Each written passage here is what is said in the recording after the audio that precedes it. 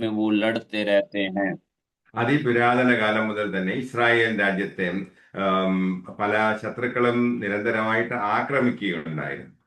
और पुराने समयों में हम देखते हैं इज़राइल राष्ट्र को जो परमेश्वर के समय के थे, वे आप आपस के दूसरे देश लोग जो हैं, वे इज़राइली लोगों से युद्ध करते रहते थे। അത് ഫിസിക്കലായിട്ടുള്ളതായ ഭൗതികമായിട്ടുള്ളതായ യുദ്ധങ്ങളായിരുന്നു. और वो जो है भौतिक रूप से देखा जाए और या शारीरिक रूप से देखा जाए, उसी प्रकार का युद्ध को वो किया करते थे। എന്നാൽ പുതിയ നിയമത്തിൽ നാം വായിക്കുന്നത് നമുക്ക് ഒരു ആത്മീയ യുദ്ധം ഉണ്ട് എന്നാണ്. और लेकिन हम नए नियम में ये बात को पढ़ते हैं कि हमें एक आत्मिक युद्ध है, इसके विषय में बताया जाता है। ഈ ആത്മീയ യുദ്ധത്തെക്കുറിച്ച് 2 കൊരിന്ത്യർ 10:3 മുതൽ 6 വരെയുള്ള വാക്യങ്ങളിൽ കാണാൻ കഴിയും. और ये आत्मिक युद्ध के विषय में 2 कुरिन्थियों की पत्री उसका 10 अध्याय उसके 3 से लेकर 6 वचन तक आप पढ़ेंगे, तो वहाँ पर आप ये बात को देख पाएँगे। ഞങ്ങൾ क्योंकि ജഡത്തിൽ यदि സഞ്ചരിക്കുന്നവരെങ്കിലും ജഡപ്രകാരം പോരാടുന്നില്ല. ഞങ്ങളുടെ പോരിന്റെ ആയുധങ്ങളോ ജഡീകങ്ങളല്ല, കോട്ടകളെ ഇടിപ്പാൻ ദൈവസന്നിധിയിൽ ശക്തിയുള്ളവ തന്നെ. അവയാൽ ഞങ്ങൾ സങ്കല്പങ്ങളും ദൈവത്തിന്റെ പരിജ്ഞാനത്തിന് വിരോധമായി പൊങ്ങുന്ന എല്ലാ ഉയർച്ചയും ഇടിച്ചു കളഞ്ഞ് ഏത് വിചാരത്തെയും ക്രിസ്തുവിനോടുള്ള അനുസരണത്തിന് ആയിട്ട് പിടിച്ചടക്കി നിങ്ങളുടെ അനുസരണം തികഞ്ഞു വരുമ്പോൾ എല്ലാ അനുസരണക്കേടിനും പ്രതികാരം ചെയ്യുവാൻ ഒരുങ്ങിയിരിക്കുന്നു. നിങ്ങൾ പുറമേയുള്ളത് നോക്കുന്നു. यहाँ पे इस प्रकार से लिखा है, क्योंकि हमारी लड़ाई के हथियार शारीरिक नहीं पर घड़ों को ढा देने के लिए परमेश्वर के द्वारा सामर्थी हैं। इसलिए हम कल्पनाओं का और हर एक ऊंची बात का जो परमेश्वर की पहचान के विरोध में उठती है खंडन करते हैं, और हर एक भावना को कैद करके मसीह का आज्ञाकारी बना देते हैं, और तैयार रहते हैं कि जब तुम्हारा आज्ञा पालन पूरा हो जाए, तो हर एक प्रकार का आज्ञा उल्लंघन को दंडित करे। പരിശുദ്ധാത്മ നിറവുള്ളതായ മക്കൾ ദൈവം നൽകിയിരിക്കുന്നതായ ആത്മീയമായിട്ടുള്ളതായ ആയുധങ്ങൾ ഉപയോഗിച്ച് ദൈവത്തിന്റെ വിജ്ഞാനത്തിന് എതിരായി പൊങ്ങുന്നതായ ദുഷ്ടന്റെ ആലോചനകളെയും സങ്കല്പങ്ങളെയും പിടിച്ചടക്കും.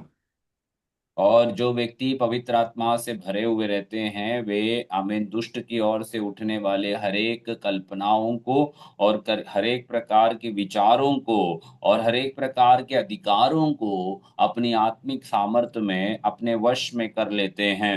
ഏത് വിചാരത്തെയും ക്രിസ്തുവിനോടുള്ള അനുസരണത്തിനായിട്ട് പിടിച്ചടക്കുവാൻ കഴിയും. और हर एक विचारों को यीशु मसीह के आज्ञा पालन करने के कारण वे उसे अपने वश में कर बैठते हैं। അങ്ങനെ നോക്കുമ്പോൾ ഓരോ വിശ്വാസിയുടെയും മനസ്സ് എന്ന് പറയുന്നത് ഒരു യുദ്ധ മേഖലയത്രേ. ऐसा देखा जाए तो एक-एक विश्वासी का जो मन है, वो एक युद्ध का क्षेत्र रहता है। ഇപ്പൊ മനുഷ്യന്റെ ചിന്താ മണ്ഡലത്തില്, മാനസിക മണ്ഡലത്തില് ആ, ദൈവത്തിൽ നിന്നും മനുഷ്യനെ അകറ്റുന്നതിന് വേണ്ടി നിരവധിയായിട്ടുള്ളതായ പൈശാചികമായിട്ടുള്ള ചിന്തകൾ കടന്നു വരുന്നത് കാണുവാൻ കഴിയും. और ये बात को हम समझ पाएँगे कि एक मनुष्य का जो आत्मिक क्षेत्र है, जहाँ उसके विचार और जहाँ उसका सोच आमीन जुड़े हुए रहते हैं, वहाँ पर शैतान कई प्रकार की आमीन बातों को डालकर, विचारों को, सोच-विचारों को देकर, उसे किसी भी प्रकार से परमेश्वर और परमेश्वर की बातों से दूर कराने की कोशिश करते हैं। ഈ പൈശാചികമായ ചിന്തകൾ നമ്മെ വിശ്വാസത്തിൽ വളരെ ദുർബലരാക്കും. और ये शैतान की ओर से आने वाली जो सोच रहती हैं, वे हमें परमेश्वर के और विश्वास में से हमें पीछे कर देते हैं। ഈ പൈശാചിക चिंतകൾ നമ്മുടെ മനസ്സിൽ കടന്നു വരുമ്പോൾ അത് ഒരു കോട്ട പോലെ നിൽക്കുന്നതായി കാണുവാൻ കഴിയും. और ऐसे जो शैतान की विचार, सोच-विचार जब हमारे मन के अंदर जब बने रहेंगे, तो वो हमारे जो प्रभु में और आत्मिक स्वतंत्रता के बीच में एक गढ़ के समान खड़े रहते हैं। തെറ്റായ ചിന്തകള്, നെഗറ്റീവ് തോട്ട്സ് ഇതൊക്കെ നമ്മുടെ മനസ്സിൽ കടന്നു വരും. और गलत विचार या नकारात्मक सोच जो हैं, वे हमारे जीवन में उभर कर आने लगते हैं। ഇനി മുന്നോട്ട് പോകുവാൻ കഴിയത്തില്ല എന്നുള്ളതായ നിരാശ, और अब हम आगे नहीं बढ़ पाएंगे, ऐसे एक निराशा का जो सोच है। ലോകപരമായിട്ടുള്ളതായ ഐഡിയോളജിക്കൽ ആയിട്ടുള്ളതായ പ്രത്യയശാസ്ത്രങ്ങൾ നമ്മുടെ മനസ്സിൽ കടന്നുകൂടും. और दुनिया के सोच के अनुसार या दुनिया के विचारों के अनुसार जो उनकी शास्त्र है या उनकी विचारें हैं वे हमारे मन के अंदर आ जाते हैं। ഇതെല്ലാം ദൈവത്തിന്റെ പരിജ്ഞാനത്തിന് വിരുദ്ധമായിട്ടുള്ളതായ കാര്യങ്ങളാണ്. ये सब जो है परमेश्वर का जो ज्ञान है उसके विरोध में उठने वाली बातें रहती हैं। ഇത് ഈ കാര്യങ്ങൾ നിരന്തരമായിട്ട് വിശ്വാസികളുടെ ഹൃദയത്തിലേക്ക്, മനസ്സിലേക്ക് സാത്താൻ കടത്തിവിടുന്നു. और ये जो बातें रहती हैं वे निरंतर जो हैं शैतान विश्वासियों के हृदय में वे आमीन इस प्रकार से छोड़ते रहते हैं। ഈ എന്താണ് വ്യാജമായിട്ടുള്ള കാര്യങ്ങള്, മനുഷ്യനെ തെറ്റിദ്ധരിപ്പിക്കുന്നതായ ഇത്തരം ചിന്തകളെ നമ്മുടെ മനസ്സിൽ നിന്നും ഇല്ലായ്മ ചെയ്യുവാൻ തക്കവണ്ണം ദൈവം നമുക്ക് നൽകിയിരിക്കുന്നതായ ആത്മീയ ആയുധങ്ങളുണ്ട്. और इस प्रकार की गलत बातें और गलत सोच जो हैं जो शैतान की ओर से शैतान हमारे मनों में डालते हैं उसमें से हमें बच निकलने के लिए या उसमें से हमें स्वतंत्रता पाने के लिए परमेश्वर ने कुछ आत्मिक हथियारों को हमारे जीवन में वे दे रखे हैं। നമ്മുടെ മനസ്സിൽ ഉറച്ചിരിക്കുന്നതായ അത് ആ ചിന്തകള് ദൈവവചനത്തിലുള്ള സത്യവുമായിട്ട് അലൈൻ ചെയ്ത് വരണം. और हमारे मन के अंदर जो हमने दृढ़ किया हुआ विचार हैं वो परमेश्वर का वचन का सत्य के साथ तालमेल करते हुए जाना जरूरी है। കോട്ടകളെ ഇടിക്കുന്നതിന് വേണ്ടി ദൈവം നമുക്ക് നൽകുന്ന ആയുധങ്ങളാണ് ദൈവവചനം, പ്രാർത്ഥന, വിശ്വാസം, ക്രിസ്തുവിൽ നമുക്കുള്ളതായ അധികാരം. और ये शैतान की ओर से आने वाले सारे विचारों को या आमीन या सोच को हराने के लिए या गिरा देने के लिए परमेश्वर ने हमें दिया हुआ हथियार यह है कि हमें प्रार्थना करना है, प्रभु में विश्वास करना है, वचन पढ़ना है और यही अधिकारों को हमें उपयोग करना है। നമ്മുടെ ആത്മീയ ജീവിതത്തിൽ ഒരു പുരോഗതി ഉണ്ടാകുന്നതിന് തടസ്സമായി നിൽക്കുന്നതായ വൈശാചിക ചിന്തകൾ നാം തിരിച്ചറിഞ്ഞ് അവയെ വേരോടെ പിഴുതെറിയേണ്ടത് ആവശ്യമായിരിക്കും. और हमारी आत्मिक जीवन के विरोध में उठने वाले हर एक ऐसे विचारों को रोकने के लिए और हर एक ऐसी बातों को रोकने के लिए हमें अपने जीवन में अमीन इसी प्रकार से कार्य करना है ताकि उन विचारों को जड़ से हम निकाल कर फेंक सकें। ദൈവവചനത്തിൽ അടങ്ങിയിരിക്കുന്നതായ നിത്യമായ ആ സത്യങ്ങൾ ഗ്രഹിക്കുവാൻ ഈ ലോകത്തിലെ ബുദ്ധിജീവികൾക്ക് സാധ്യമല്ല. और परमेश्वर का वचन के अंदर छिपी हुई सत्य की बातों को ग्रहण करने के लिए इस दुनिया के जो ज्ञानी हैं उन्हीं से ये संभव नहीं हो सकता। ദൈവസന്നിധിയിൽ തങ്ങളെ തന്നെ താഴ്ത്തി സമർപ്പിച്ച് ദൈവത്തെ അനുസരിക്കുവാൻ ഇഷ്ടപ്പെടുന്നതായ വ്യക്തികൾക്കത്രേ അത് റിവീൽ ചെയ്ത് കിട്ടും, അത് വെളിപ്പെട്ട് കിട്ടുന്നത്.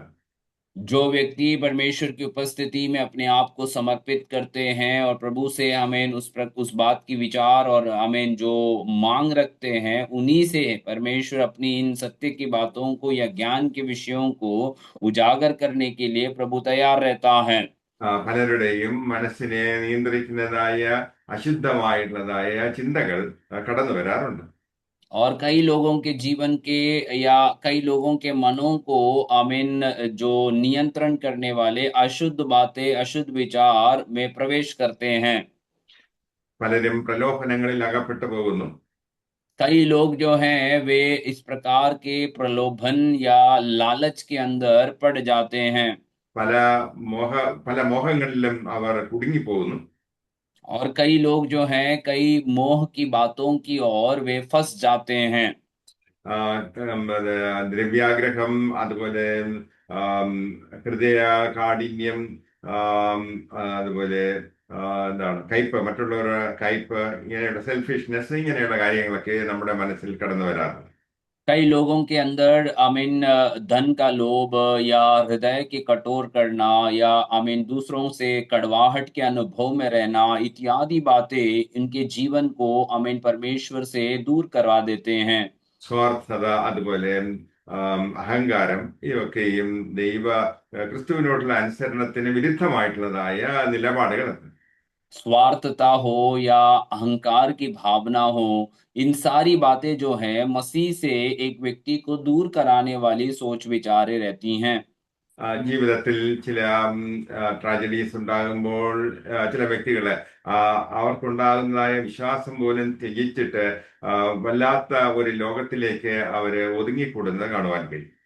और कई लोगों के जीवन में कई ऐसी दुर्भाग्यपूर्ण घटनाएं जब होती हैं, घटती हैं, तो वे परमेश्वर से और प्रभु के विश्वास से दूर जाते हुए अनुभव में भी हम देख पाते हैं। അവർ നിരാശയോടുകൂടിയും ഒതുങ്ങിക്കൂടുന്നതായ ഒരു അനുഭവം, ദൈവത്തിൽ നിന്നും മനുഷ്യരിൽ നിന്നും അകന്ന് ഒറ്റപ്പെട്ട് ജീവിക്കുവാൻ ആഗ്രഹിക്കുന്നു. और वे इस प्रकार की निराशा में चले जाते हैं कि वे परमेश्वर से और मनुष्य के साथ संबंध से दूर बैठने के लिए और अकेला अपने जीवन बिताने के लिए वे इच्छा करते हैं। ചിലരുടെ മനസ്സ് നിറച്ച് പ്രതികാര ചിന്തയാണ്.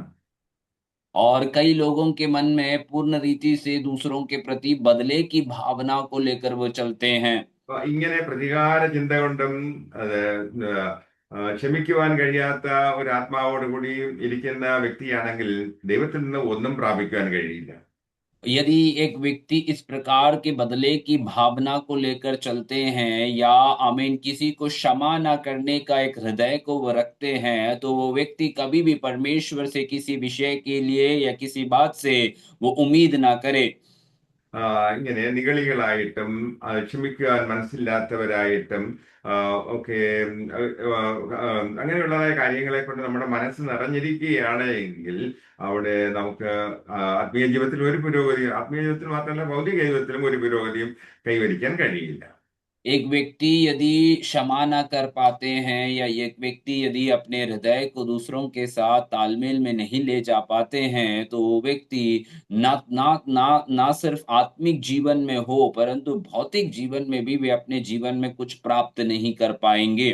നമ്മുടെ സ്വാർത്ഥതയും നികളഭാവവും നാം ഉപേക്ഷിക്കുവാൻ തയ്യാറാകുകയാണെങ്കിൽ ജീവിതത്തിലെ വലിയ മാറ്റങ്ങൾ, വലിയ അനുഗ്രഹങ്ങൾ, സൗഖ്യം, വിടുതൽ നമുക്ക് പ്രാപിക്കുവാൻ കഴിയും. हमारी स्वार्थता और हमारे अहंकार की सोच को यदि हम हटाने के लिए तैयार होते हैं, तो परमेश्वर की ओर से आशीष और अनुग्रह को हम अपने जीवन में पा सकते हैं। ദൈവത്തിന്റെ പരിജ്ഞാനത്തിനെതിരായ അത് ബൈബിളിലെ സത്യങ്ങൾക്ക് വിരുദ്ധമായിട്ടുള്ളതായ ഈ നിലപാടുകൾ നാം മാറ്റുവാൻ ഇന്ന് തയ്യാറാവുകയാണെങ്കിൽ ഇന്ന് ഒരു പുതിയ തുടക്കത്തിന് അത് മുഖാന്തരമായി തീരും. और यदि हमारा जीवन परमेश्वर के ज्ञान और परमेश्वर के सत्य से परे एक जीवन में जा रहे थे, तो उसे हम बदलने के लिए आज हम तैयार हो रहे हैं, तो परमेश्वर की ओर से बड़ी आशीषों को हम अपने जीवन में प्राप्त कर सकते हैं।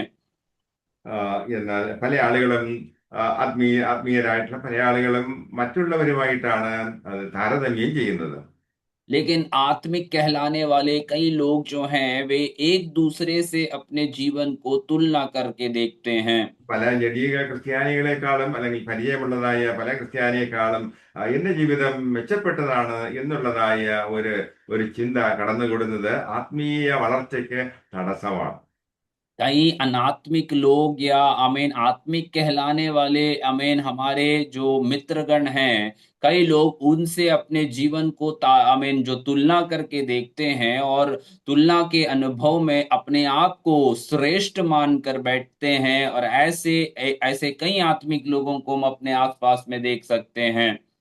ഒരു തെറ്റായിട്ടുള്ളതായ ഒരു സമാധാനം ആ വ്യക്തിക്ക് ഉണ്ടാകും. കാരണം ഞാൻ ആ വ്യക്തിയെക്കാളും മികച്ച പ്രകടനമാണല്ലോ എന്റെ ക്രിസ്തീയ ജീവിതത്തിൽ എന്ന് ചിന്തിക്കുന്നത് കൊണ്ട്. और ऐसे तुलना करने के कारण एक गलत सोच या गलत जो है परिणाम आप अपने जीवन में लेकर बैठते हैं, ताकि एक व्यक्ति से जो तुलना कर कर देखने के समय में हमें लगने लगता है कि उससे भी बेहतर मेरी अनुभव है, और ऐसा एक गलत फहमी में वे चले जाते हैं। ക്രിസ്തുവിന്റെ ജീവിതമായിരിക്കണം ഒരു ക്രിസ്ത്യാനിയുടെ മാതൃക. हमें हमेशा याद रखना है कि मसीह का जीवन ही एक मसीही का जीवन का मार्गदर्शन होना चाहिए, और उसका जीवन में अनुकरण करने का एक विषय रहना है। ഇസ്രായേൽ ജനങ്ങൾ വാഗ്ദത്ത ദേശമായ കനാനിൽ പ്രവേശിച്ചപ്പോൾ അവിടെ നിരവധി ശത്രു രാജ്യങ്ങൾ അവർക്കുണ്ടായിരുന്നു. इजरायली लोग जब उनकी वायदे के क्षेत्र या कनान में जब उन्होंने प्रवेश किए, तो कनान में उस समय बहुत सारे आमीन जो शत्रु देश के लोग वहां पर मौजूद थे। അവർക്ക് സ്ഥിരമായിട്ട് അവിടെ അവരുടെ രാജ്യം സ്ഥാപിക്കണമെങ്കിൽ ഈ ശത്രുക്കളെ ഉന്മൂലനാശം വരുത്തുവാൻ ആവശ്യമായിരുന്നു ദൈവം അവരോട് കൽപ്പിക്കുകയും ചെയ്തു. और परमेश्वर ने इस प्रकार से इजरायलियों को आज्ञा दिया कि यदि तुम्हें इस स्थान को अपना बनाना है, तो पहले उन शत्रुओं को तुम्हें मार कर भगाना आवश्यक होगा। നമ്മുടെ മനസ്സ് എന്ന് പറയുന്നത് ആ, ഇത് ഈ രീതിയിൽ നോക്കുമ്പോൾ ഒരു കനാന്റെ അനുഭവം അത്ര ഈ മനസ്സിൽ കടന്നുകൂടിയിരിക്കുന്നതായ നമുക്ക് വിരോധമായിട്ടുള്ളതായ ചിന്തകളെയൊക്കെയും ആ എന്താണ് ആ ജയൻസിനെയൊക്കെയും എലിമിനേറ്റ് ചെയ്തെങ്കിൽ മാത്രമേ നമുക്ക് ആത്മീയ ജീവിതത്തിൽ മുന്നോട്ട് പോകാൻ കഴിയൂ. हम अपने जीवन से ये बातों को तुलना करके देखें, तो हमारा मन भी कनान जैसा एक अनुभव में रहना आवश्यक है, परंतु हमारे मन के अंदर उन गलत विचारों को जो दानवों के जैसे इजरायलियों के सामने खड़े थे, उन सभी को हमें खत्म करना जरूरी है। तभी हम अपने जीवन में उस कनान की आशीषों को हम अपने अंदर अनुभव कर पाएंगे। ചില മതവിഭാഗങ്ങൾ പഠിപ്പിക്കുന്നത് ധ്യാനത്തിലൂടേതായ അല്ലെങ്കിൽ ആത്മനിയന്ത്രണത്തിലൂടെയൊക്കെയും ഈ ഇങ്ങനെയുള്ളതായ ചിന്തകളെ മനസ്സിൽ നിന്നും മാറ്റുവാൻ കഴിയും എന്ന്. और कई ऐसे आई मीन जो आत्मिक कहलाने वाले संस्थाएं जो हैं, इस प्रकार से अपने लोगों को बताते हैं कि ध्यान या मेडिटेशन करने से या आमीन अपने आत्मा को अपने वश में रखने से इस प्रकार की नकारात्मक सोच को अपने जीवन से हम हटा पाएंगे। മനുഷ്യന്റെ പ്രയത്നമൊക്കെയും വ്യർത്ഥമാണെന്നും പരിശുദ്ധാത്മാവിന്റെ ശക്തിയാൽ നമുക്ക് ഇതിനെയൊക്കെയും അതിജീവിക്കാൻ കഴിയുമെന്ന് ബൈബിൾ വ്യക്തമായിട്ട് നമ്മെ പഠിപ്പിക്കുന്നു. परंतु बाइबल हमें सिखाती है कि मनुष्य का सारा प्रयत्न अपने जीवन के प्रति हो या कहीं पर भी हो, वो व्यर्थ रहता है, परंतु परमेश्वर का कार्य और पवित्र आत्मा का वो सामर्थ्य से हम अपने जीवन को अपने वश में ले आ सकते हैं। പരീക്ഷന്മാരെ കുറിച്ച് ചിന്തിക്കുമ്പോൾ അവർ മറ്റുള്ളവരുടേതായ അനുസരണക്കേടുകളെ കുറിച്ച് കുറ്റങ്ങൾ കണ്ടുപിടിക്കുന്നതിനും തങ്ങളുടെ കുറ്റങ്ങളെ കുറിച്ച് സൗകര്യപൂർവ്വം മറന്നുകളയുകയും ചെയ്തതായ വ്യക്തികളായിരുന്നു. फरीसियों के जीवन में आप यदि अमीन उनके जीवन को ध्यान से देखेंगे, तो वे उनके कार्य इस प्रकार से हुआ करता था कि वे दूसरों के जीवन के गलतियों को ढूंढ बैठते थे, परंतु अपने अंदर की गलतियों को वो छुपाकर अपने आप को वो अच्छे बनाकर दिखाते थे। അവർ വ്യഭിചാര കർമ്മത്തിൽ പിടിക്കപ്പെട്ടതായ ഒരു സ്ത്രീയെ യേശുവിന്റെ അടുക്കൽ പിടിച്ചുകൊണ്ടുവന്നു. അവൾ കുറ്റക്കാരിയാണ് എന്ന് അവർ പറയുകയും ചെയ്തു. और वहां हम एक घटना को देखते हैं कि एक व्यभिचार में शामिल एक स्त्री को वे लोग पकड़ कर ले आकर यीशु के पास खड़े करते हैं और कहते हैं कि ये इस फलाने अपराध में पकड़ी गई हैं। സ്വന്തം ജീവിതത്തിലുള്ളതായ അനുസരണക്കേടുകളെയും പാപത്തെക്കുറിച്ചും അവർ അവർ മറന്നു കളഞ്ഞു. अपने जीवन के स्वयं के जीवन में जो आने वाली जो आज्ञा अनाज्ञाकारिता की विषय है या पाप का विषय है, उसी के बारे में वे लोग भूल जाते हैं। ആ നിലപാടുള്ള ഒരു വിശ്വാസിയാണെങ്കിൽ നിങ്ങളുടെ ആത്മീയ ജീവിതത്തിൽ മുന്നോട്ട് പോകുവാൻ കഴിയത്തില്ല. और ऐसे एक विश्वासी आप में से कोई है, तो आप अपनी आत्मिक जीवन में कभी भी आगे नहीं बढ़ पाएंगे। ദൈവം നമ്മുടേതായ ആന്തരിക ജീവിതത്തെ എത്രയേ നോക്കുന്നത്. परमेश्वर यदि हमें देखता है, तो हमारे अंदरूनी अनुभवों को, हृदय को देखने वाला परमेश्वर है। നമ്മുടെ ലക്ഷ്യം എന്ന് പറയുന്നത് ദൈവത്തിന്റെ അപ്രൂവൽ വാങ്ങുക, ദൈവത്തിന്റെ അംഗീകാരം നേടിയെടുക്കുക എന്നുള്ളതായിരിക്കട്ടെ. हमारा एकमात्र लक्ष्य यही होना है कि हमें वो परमेश्वर से हमारी मान्यता को और हमारे जीवन में परमेश्वर से आमीन जो आमीन स्वीकृति है, उसे हमें प्राप्त करना है। ദൈവ വചനത്തിന് വിരുദ്ധമായിട്ടുള്ളതായ ചിന്തകൾ മനസ്സിലേക്ക് കടത്തിവിട്ട് അങ്ങനെ വഞ്ചിക്കപ്പെടുന്നതായ അനേകം ക്രൈസ്തവരെ നമുക്ക് ഈ ലോകത്തിൽ കാണുവാൻ കഴിയും. ऐसे परमेश्वर के वचनों से भटकाकर आमीन दुष्ट दुष्ट के कार्यों में या दुष्ट की जो झूठ बातों में फंसाए हुए अनेक ऐसे विश्वासियों को हम आत्मिक क्षेत्र में देख पाते हैं। അതിനെക്കുറിച്ച് ഇവിടെ വചനത്തിൽ വായിക്കുന്നത് ദൈവത്തിന്റെ പരിജ്ഞാനത്തിന് വിരോധമായി പൊങ്ങുന്ന എല്ലാ ഉയർച്ചയും. और वहां पर इस आमीन ये वचन में इस प्रकार से लिखते हैं कि परमेश्वर के पहचान के विरोध में उठने वाली हर एक ऊंची बात का हम खंडन करते हैं। എല്ലാ ആഴ്ചയിലും നമ്മൾ ദൈവവചനം കേട്ടുകൊണ്ടിരിക്കുകയാണല്ലോ. हम जो है हर एक सप्ते के हर एक दिन हम परमेश्वर के वचन तो सुनते रहते हैं। എന്താ ഈ പ്രസംഗകന്മാരുടേതായ ആ, ഈ വചനഘോഷണത്തിൻ്റെതായ ലക്ഷ്യം എന്ന് പറയുന്നത്? आमीन। यहाँ आने वाले प्रचारकों का आमीन वचन बताने का लक्ष्य बोले तो क्या है?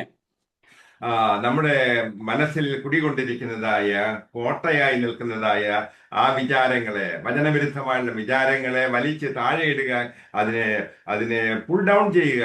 അതിനു വേണ്ടി അത്രേ ഈ ദൈവവചനം നാം കേൾക്കുന്നത്.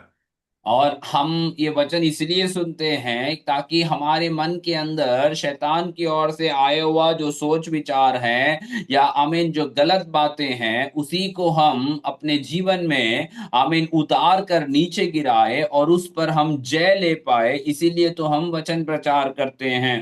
നാം ദൈവവചനം ഘോഷിക്കുന്നത് കേൾവിക്കാരനെ ഇംപ്രസ് ചെയ്യുവാനല്ല. हम जब वचन प्रचार करते हैं हमें ध्यान रखना है कि हमें सुनने वालों को प्रसन्न करने के लिए नहीं है। നാം വിശ്വാസികളെ വിശ്വാസ ജീവിതത്തെ ബിൽഡപ്പ് ചെയ്യുന്നതിന് വേണ്ടി സഭയെ പണിതുയർത്തുവാൻ വേണ്ടി അത്രേ നാം ഇങ്ങനെ വചനഘോഷണം നടത്തുന്നത്. हम अपने विश्वासी गणों को या हमारी कलीसिया को निर्माण करके खड़ा करने के लिए हमें वचन के प्रचारों को करना जरूरी है। ഒരു 3-4 ദിവസത്തേതായ ആ, ധ്യാനവും ചിന്തകളും അതുപോലെ വായനയും ഒക്കെ കൊണ്ട് അത്രയും ഒരു പ്രസംഗം തയ്യാറാക്കുവാൻ എനിക്ക് കഴിയുന്നത്. और परमेश्वर के दास अपने अनुभव में इस प्रकार से कहते हैं कि उन्हें एक प्रचार तैयार करना है तो 3-4 दिन वचन पढ़ते हुए ध्यान करते हुए उसी के बारे में मनन करते हुए ही एक प्रचार को वे कर पाते हैं। ഒരു നല്ല ദൂത് ലഭിക്കുമ്പോൾ വളരെയധികം ആത്മീയമായ സന്തോഷം ഉണ്ടാകാറുണ്ട്. और उसी में से जब एक अच्छा संदेश जब प्राप्त होती है तो आत्मिक आमीन अनुभव में बहुत खुशी और आनंद महसूस होता है। നിങ്ങളോട് വചനം പറയുവാൻ കിട്ടുന്നത് ദൈവം നൽകിയതായ ഒരു അവസരമായിട്ട്, ഒരു നിയോഗമായിട്ട് ഞാൻ കാണുന്നു. और आप लोगों से वचन कहने का जो अवसर मुझे मिलता है मैं परमेश्वर की ओर से एक आमीन एक अगुवाई के रूप में मैं उसे समझता हूं और मैं उसी के लिए आनंदित रहता हूं। നിരന്തരമായ ആത്മീയ ആം, ആ, പോരാട്ടത്തിലൂടെ കടന്നു പോകുന്നതായ ഒരു വ്യക്തി അത്രേ ഞാൻ. और निरंतर रीति से कहीं ना कहीं आत्मिक आमीन इसी प्रकार के युद्ध में से होकर जाने वाला व्यक्ति है प्रभु के दास जो है। നിങ്ങളിൽ ചിലർക്കും ആത്മീയ യുദ്ധത്തെ കുറിച്ച് പറയുമ്പോൾ ഇത് അത്ര റിലവന്റ് ആയിട്ടുള്ള ഒന്ന് ആണ് എന്ന് തോന്നുന്നില്ലായിരിക്കാം, കാരണം നിങ്ങൾ ആത്മീയ യുദ്ധത്തിൽ അല്ലാത്തത് കൊണ്ട്.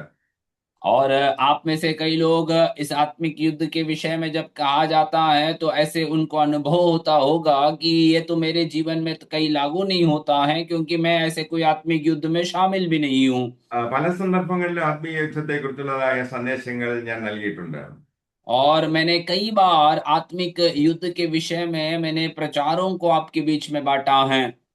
അനേക വർഷങ്ങളായിട്ട് കർത്താവ് എന്നെ പഠിപ്പിച്ചതായ കാര്യങ്ങൾ അത്ര ഇതിൽ അടങ്ങിയിരിക്കുന്നുണ്ട്. और अनेक सालों में मैंने जो परमेश्वर की ओर से इस विषय के संदर्भ में मैंने जो सत्यों को सीखा है वही बातों को मैं आपको दे रहा हूं। ചെറുപ്പകാലം മുതൽ തന്നെ വചനത്തിന്റെ ആഴങ്ങളിലേക്ക് കടന്നു പോകുവാൻ, മനസ്സിലാക്കാനുള്ളതായ അടങ്ങാത്ത ഒരു ആഗ്രഹം എനിക്കുണ്ടായിരുന്നു. और परमेश्वर के दास के जीवन में बचपन के समय से ही परमेश्वर के वचन के गहराई में जाना और जब तक ना समझे उसको समझने की कोशिश करने का एक बड़ी तीव्र आमीन इच्छा उनके हृदय में मनों में रहते थे। ഞങ്ങളുടെ പട്ടണത്തിൽ ആ, ആ, ആത്മീയ കൂട്ടായ്മകൾ നടക്കുമ്പോൾ ഞാൻ അവിടെ കൃത്യമായിട്ടും സംബന്ധിക്കാറുണ്ടായിരുന്നു. और प्रभु प्रभु के दास के परिवारों में जब आत्मिक संगतियां हुआ करता था वो निश्चय ये बात का ध्यान रखता था कि वे शामिल हो जाएं। ചില കാര്യങ്ങളെ കുറിച്ച് ചിലപ്പോൾ ഞാൻ ചിന്തിച്ച് അതിന്റെ അർത്ഥം എന്താണ് എന്നൊക്കെ ചിന്തിച്ചുകൊണ്ട് ഏതെങ്കിലും ഒരു മീറ്റിംഗിൽ പോയി അന്ന് ദൈവദാസൻ അതിനെക്കുറിച്ച് തന്നെ പ്രസംഗിക്കാറുണ്ട്. कई बार ऐसा हुआ करता था कि प्रभु के दास जब किसी विषय के प्रति ऐसे सोच विचार करते हुए कि ये वचन का अर्थ क्या होगा या इसका आत्मिक बातें कैसे मैं समझूंगा, ऐसे विचारों को जब वो लेकर कई आत्मिक संगतियों को वे चले जाते थे, तो वहां उन दिनों में वो प्रचार का संदर्भ भी उसी विषय में रहा करते थे। നിങ്ങളുടെ പ്രാർത്ഥനയിൽ എന്നെയും ഓർക്കുന്നത് നന്നായിരിക്കും. और आप लोग आपके प्रार्थनाओं में प्रभु के दास को याद करना ये अच्छा रहेगा। നിങ്ങൾ മറ്റുള്ള ദൈവദാസന്മാർക്ക് വേണ്ടി പ്രാർത്ഥിക്കുമ്പോൾ ദൈവം അത് നിങ്ങൾ വിതയ്ക്കുന്നത് തന്നെ നിങ്ങൾ കൊയ്യും. और आप लोग जब दूसरे प्रभु के दासों के लिए जब प्रार्थना करते हैं तो आप जो बोते हैं वही आपका कटनी होगा। അപ്പോസ്തലനായ പൗലോസ് ഈ ലേഖനത്തിലൂടെ കൊരിന്തിലെ സഭയെ താൻ ആഗ്രഹിക്കുന്നത് കൊരിന്തിലെ സഭ ലോകപരമായിട്ടുള്ള സ്വാധീനങ്ങളിൽ നിന്നും വിമുക്തമായിരിക്കണം എന്നാണ്. और प्रेरित पौलुस कुरिन्थ की कलीसिया से ये बात को समझाना चाहते हैं कि परमेश्वर की कलीसिया जो है वो बाहरी रूप से जो आमीन अनावश्यक बातें हैं उसी में से अपने आप को बचाए रखना जरूरी है। ക്രിസ്തു വരുന്നത് ഒരു നിർമ്മല കന്യകയെ തന്റെ സഭയെ സ്വീകരിക്കുവാനാണ്. और मसीह जो लौट कर आएगा वो एक निर्मल एक दुल्हन को ले जाने के लिए या अपनी कलीसिया को ले जाने के लिए वे लौट कर आने जा रहा है। നാം ആരും ലോകത്തിൻ്റെതായ മായാമോഹങ്ങളിൽ കുടുങ്ങിയും അത് ചതിക്കപ്പെട്ടു പോകാതിരിക്കുന്നതിനുള്ള മുന്നറിയിപ്പത്രേ തന്റെ ലേഖനത്തിലൂടെ താൻ തരുന്നത്. हम में से कोई भी जो है ये दुनिया के मोह माया में फंसकर अपने आप को धोखे में डालकर हमारे जीवन को नष्ट ना करे, इसीलिए ये वचन हमें दिया गया है। ആദിയെ മാതാവായ ഹവ്വായെയും സാത്താൻ പറ്റിക്കുകയായിരുന്നു. അതെങ്ങനെയാണ് ഒരു ഉപായിയായിട്ടുള്ളതായ ഒരു പാമ്പിന്റെ രൂപത്തിൽ വന്ന് അവരോട് സംസാരിച്ചു.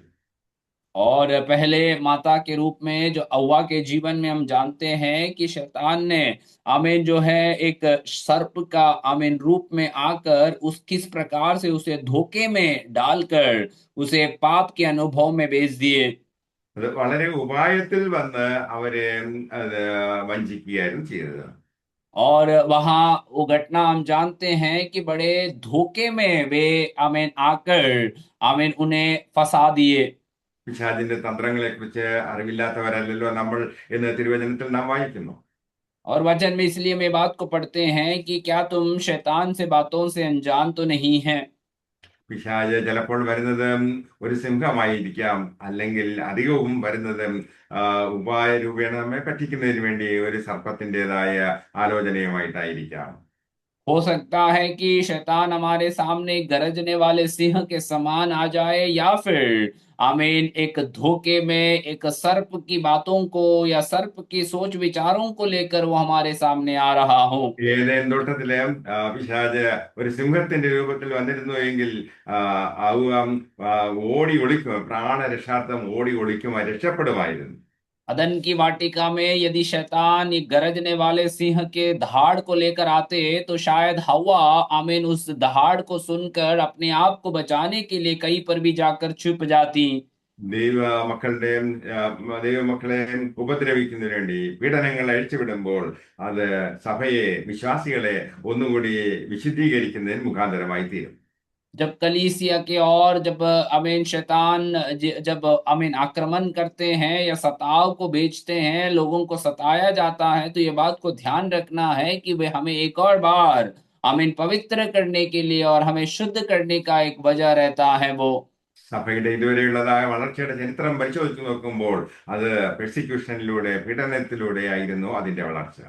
और जब कलीसिया के आमीन इतिहास को हम पढ़ते हैं तो कलीसिया के आमीन इतिहास के अंदर ये बात को हम पढ़ पाएंगे कि जब भी कलीसिया सताव में से होकर गए हैं तब कलीसिया बढ़ने या दोगुना होने के अनुभव में वे चले गए हैं। പീഡനത്തിന്റെ മധ്യേ ജനം കൂടുതലായിട്ട് പ്രാർത്ഥിക്കുകയും വചനം ധ്യാനിക്കുകയും തങ്ങളെ തന്നെ വിശുദ്ധീകരിക്കുകയും ചെയ്യും. जब सताव के बीच में दौर में जब लोग चले जाते हैं तब अधिकांश लोग जो है प्रार्थना करने के लिए, वचन ध्यान करने के लिए और प्रभु से संगति में बढ़ने के लिए वे तैयार हो जाते हैं। എന്നാൽ പിശാച് അധികമായിട്ട് മനുഷ്യരെ വശീകരിക്കുന്നതിന് വേണ്ടി ഉപയോഗിക്കുന്നത് അവന്റെ ഇതാണ് ഉപായങ്ങളിലൂടെ പിശാച് മനുഷ്യനെ സ്വാധീനിച്ചു കൊണ്ടിരിക്കുന്നു. परंतु शैतान अपने जाल में फंसाने के लिए या अपने बातों में लोगों को उलझाने के लिए धोखे में वे अमेन आकर लोगों को इस प्रकार से वे फंसाते हैं। അവളുടെ ചിന്താമണ്ഡലത്തെ പിശാച് സ്വാധീനിച്ചു. അത് അത് കറപ്റ്റായി. और वहां हम देखते हैं कि हवा के जो सोच विचारों में शैतान कब्जा करके उसके अमीन विचारों को वो भ्रष्ट कर देते हैं। അവൾ എന്തോ വ്യാമോഹത്തിലായി എന്തൊക്കെയോ നേടുവാൻ കഴിയും എന്ന് വിചാരിച്ച് ദൈവത്തിന്റെ വചനം അത് ധിക്കരിക്കുന്നതിനിടയായി തീർന്നു.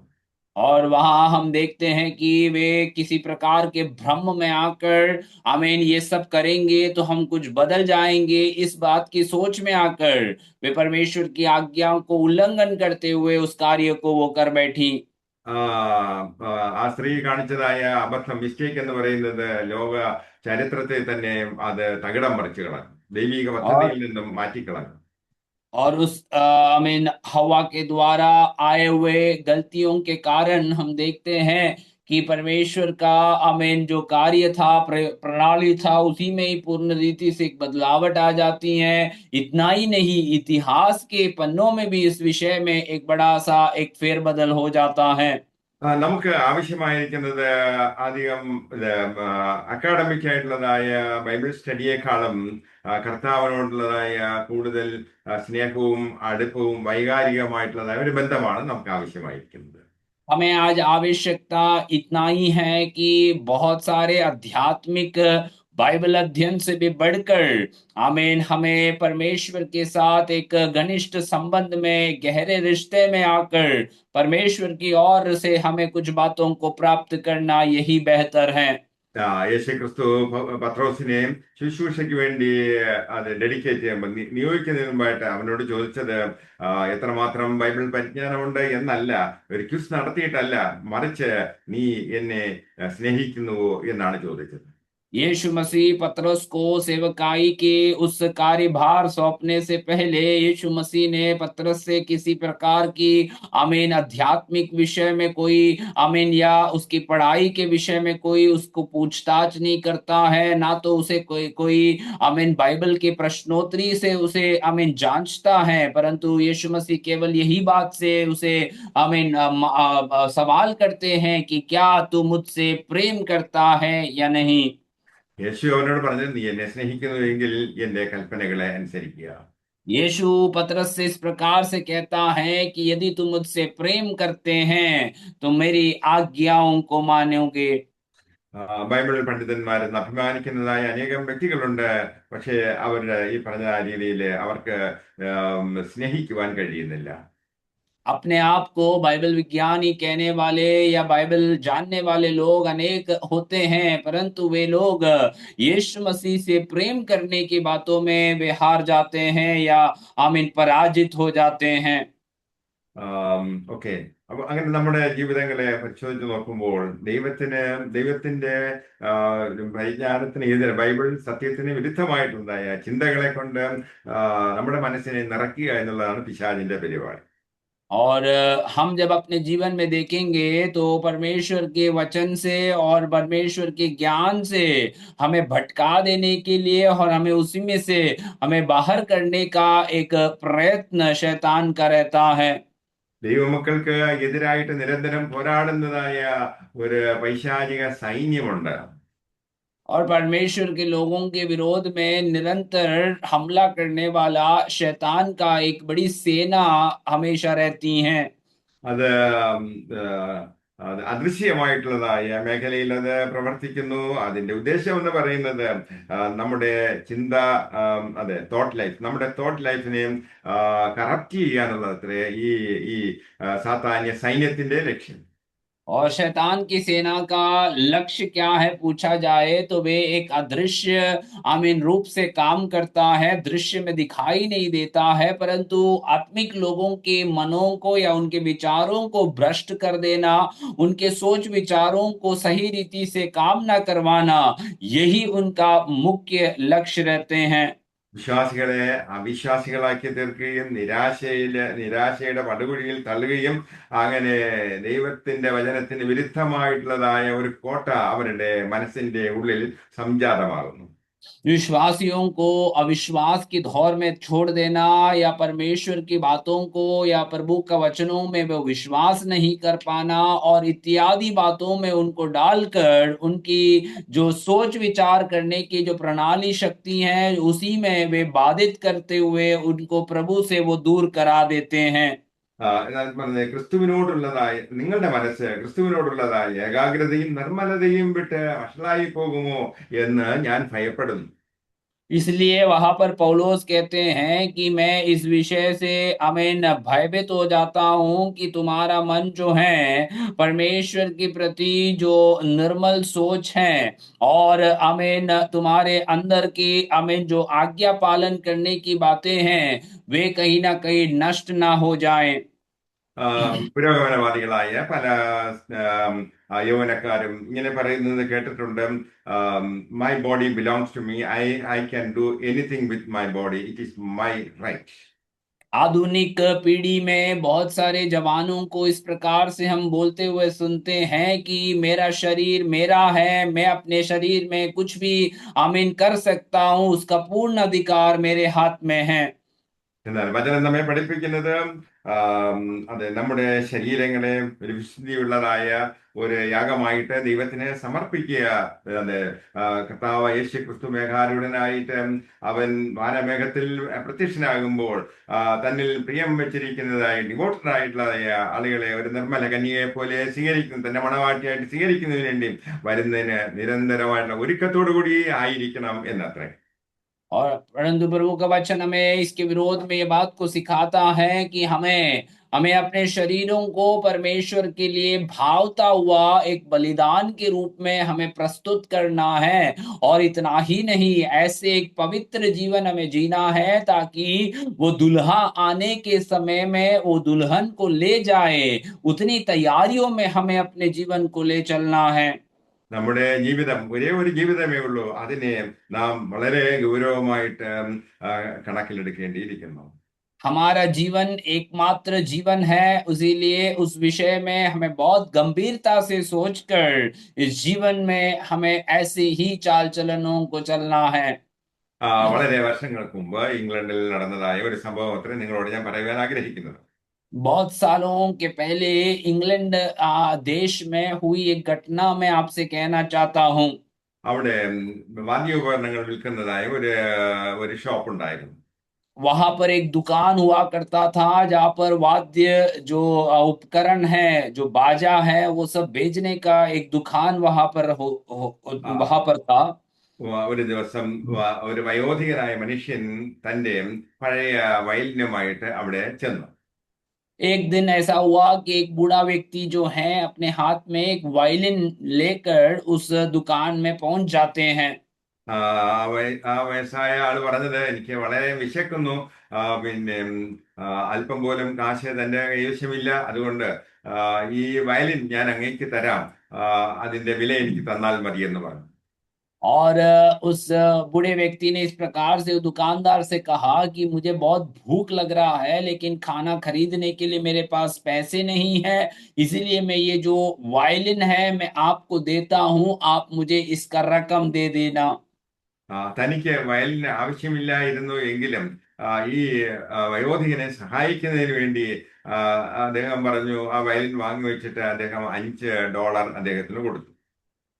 दुकानदार ये वायलिन की उसे कोई जरूरत नहीं थी, परंतु इस बूढ़े व्यक्ति को किसी भी प्रकार से सहायता करने के लिए उस दुकानदार ने वायलिन को अपने हाथ में रख लिया और उसे उसके बदले $5 रकम उन्होंने दे दिया।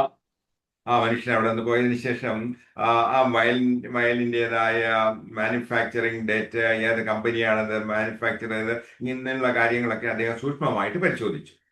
और उस बूढ़ा व्यक्ति जाने के पश्चात उस दुकानदार ने उस वायलिन के आमीन जो बनाने का, निर्माण का तारीख और कहाँ पर बनाए गए हैं, इन सारी बातों का वो जांच करने लगे। അദ്ദേഹത്തിന് മനസ്സിലായി ഇത് വളരെ വിലപിടിപ്പുള്ളതായ ഒരു വയലിനാണ്. അത്രയും പിന്നെ വിലപിടിപ്പുള്ളതായ ഒരു കമ്പനിയാണ് അത് मान्युफैक्चर ചെയ്തിരിക്കുന്നത് എന്ന്. ये दुकानदार ये बात जान गया कि ये जो वायलिन जो था ये एक बहुत कीमती एक वस्तु है और एक अच्छे कंपनी में वे बनाए गए हुए एक वायलिन है। ഞാനത് നോക്കിയപ്പോൾ $50,000 അന്നത്തെ നിലവാരത്തിൽ $50,000 വിലയുള്ളതായ വയലിനാണെന്ന് മനസ്സിലാക്കി. और उन्होंने जब देखा तो उन्हें ये बात समझ आए कि ये जो वायलिन जो है वे $50,000 से भी अधिक कीमती एक वायलिन है और ये बहुत एक बहुमूल्य एक वस्तु भी है।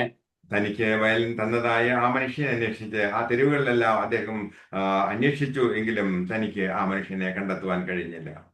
और उनको वायलिन दिया हुआ वो व्यक्ति को ढूंढकर वो जो दुकानदार है वो सारे सड़कों पर उसके पीछे पीछे गए, परंतु वे उस बूढ़े व्यक्ति को कहीं पर भी देख नहीं पाए।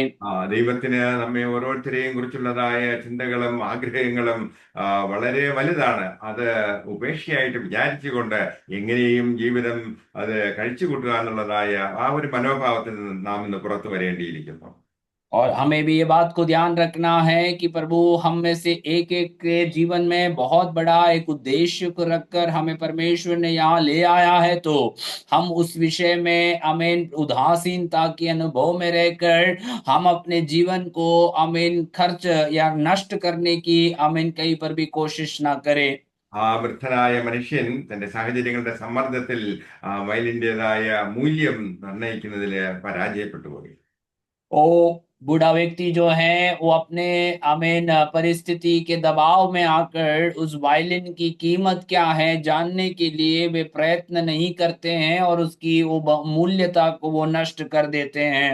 അതുകൊണ്ട് വചനം നമ്മെ പഠിപ്പിക്കുന്നത് എല്ലാ തരത്തിലുള്ള ദുർനടപ്പും ഉപേക്ഷിക്കുവാനത്രേ. इसलिए वचन हमें ये बात को सिखाती है कि कई हर एक प्रकार की गलत या गंदे चाल चलनों को हमें अपने जीवन से छोड़ देना है। യു എസ് എയും അതുപോലെ UK-യും ഒക്കെ ജപ്പാനുമായിട്ട് യുദ്ധത്തിൽ ഏർപ്പെട്ടിരുന്നതായ ആ കാലഘട്ടത്തിൽ और एक समय रहा जब अमेरिका और जब जो ब्रिटेन है वे जापान से युद्ध करने के एक दौर में आए थे। അവർ ജപ്പാനോട് പറഞ്ഞു, നിങ്ങൾ സറണ്ടർ ചെയ്യുക, ഇല്ല എങ്കിൽ നിങ്ങളെ ഉന്മൂലനാശം ചെയ്ത് കളയും എന്ന് മുന്നറിയിപ്പ് കൊടുക്കും. और इन राष्ट्रों ने जापान से इस प्रकार से कहा कि तुम अपने आप को समर्पण कर दो, नहीं तो हम तुम्हारे नाम निशान मिटा देंगे। അതിന് അത് സറണ്ടർ ചെയ്യാൻ തയ്യാറാതെ ഇരുന്നതായ ജപ്പാനെ സംബന്ധിച്ചിടത്തോളം സംഭവിച്ചതാണ് നാഗസാക്കിയിലും ഹിരോഷിമയിലും അത്യുഗ്ര ശേഷിയുള്ളതായ ആറ്റം ബോംബുകൾ വർഷിക്കപ്പെട്ടു.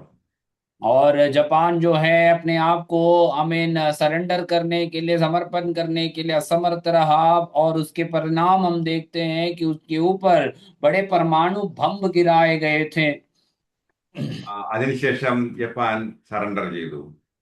और उसके पश्चात जापान जो है अपने आप को वो सरेंडर कर देते हैं।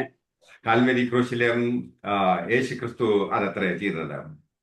और यही कलवरी में यीशु मसीह ने हमारे लिए जो किया था। അവിടെ കാൽവരി ക്രൂശിൽ യേശു ഒരു ആറ്റം ബോംബ് തന്നെ ഇടുകയുണ്ടായി. അങ്ങനെ സാത്താന്റെ തല തകർന്നും സാത്താന്റെ രാജ്യം അതോടുകൂടി നാമാവശേഷമായി.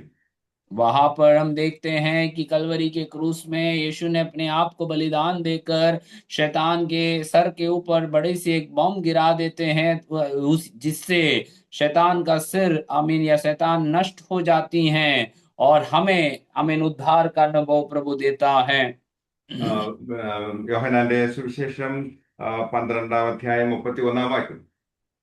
यूहन्ना के सुसमाचार 12 अध्याय उसकी 31वीं आयत को हम पढ़ेंगे।